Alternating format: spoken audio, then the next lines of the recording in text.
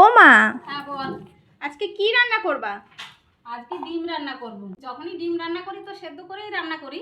চল আজকে একটু অন্যভাবে রান্না করে দিই। ডিম রান্নার জন্য এইদিকে আমি সব মশলাপাতিগুলো গুছিয়ে নিয়েছি। এবার এক একটা করে ডিমের পোচগুলো বানিয়ে নেব। ডিমগুলো কিন্তু খুব সাবধানে নামাতে হবে, কুসুমটা না ভেঙে যায়। ওই কড়াইতেই তেল দিয়ে দিলাম কিছুটা জিরে, দিয়ে দিলাম আদা পেঁয়াজ রসুন বাটা, দিয়ে দিলাম টমেটো আর কাশ্মীরি লঙ্কার গুঁড়ো, স্বাদ মতো লবণ হলুদও দিয়েছিলাম, সঙ্গে ছিল ধনে জিরের গুঁড়ো। সব মশলাগুলো ভালো করে কষিয়ে নিয়ে ভেজে রাখা আলুগুলো দিয়ে দেবো। আলুটা আর কিছুক্ষণ কষিয়ে নিয়ে ঢেলে দিলাম পরিমাণ মতো জল। এবার ঢেকে দেবো যতক্ষণ আলুটা না নরম হয়। ঝোলটা ভালো করে ফুটে উঠলে দিয়ে দেবো এক এক করে ডিমের পোচগুলো। ডিমের পোচটা দেওয়ার পর হালকা করে একটু নাড়িয়ে চাড়িয়ে নেব।